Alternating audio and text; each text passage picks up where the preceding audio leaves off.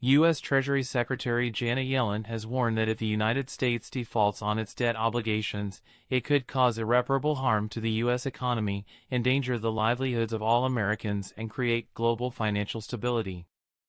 A default, according to Yellen, would be devastating for banks. Nonetheless, many Republicans in the U.S. House of Representatives are adamant about not raising the United States debt ceiling. Liberal economist and New York Times columnist Paul Krugman has been slamming them for being willing to risk a major financial crisis in the hope of butchering Social Security and Medicare. One of Krugman's colleagues at the Times, David Firestone, is not optimistic about House Republicans' ability to work out a reasonable agreement. In an op-ed published on April 3, Firestone expresses fears that House Speaker Kevin McCarthy's Republican California caucus may be too chaotic to find a solution. It's been obvious for months that Republicans in the House of Representatives intend to lead the country toward a calamitous debt ceiling crisis in order to get their way on spending, Firestone laments. Only in the last few weeks, however, has it become clear just how truly chaotic that process will be.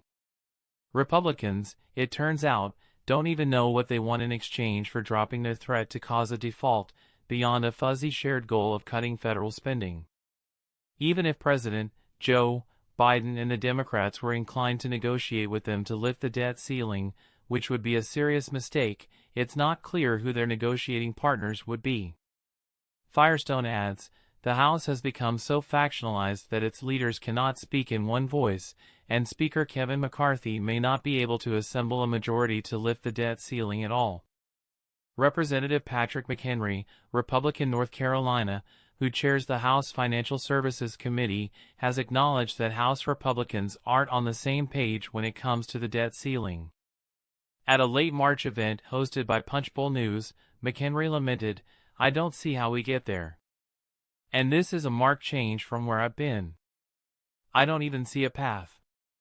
I'd never been more pessimistic about where we stand with the debt ceiling, and we've been in some bad situations before." Republicans presently have a small single-digit majority in the U.S. House. And Firestone is hoping that a debt default will be avoided if Democrats can get enough Republicans to work out some type of agreement with them. If Congress doesn't raise the debt ceiling, Firestone explains, the government goes into default and can't make payments on its obligations, including interest on Treasury bonds, Social Security payments, and other essential spending, which would quickly crash the U.S. economy. Democrats say privately that with the debt ceiling deadline probably arriving this summer, they are counting on mounting pressure from financial markets, already jittery from the recent banking crisis, as well as business lobbyists, to persuade enough Republicans to join Democrats in ending the threat at the last minute. Maybe, but with the radical mindset that now pervades the House, it's hard to count on that.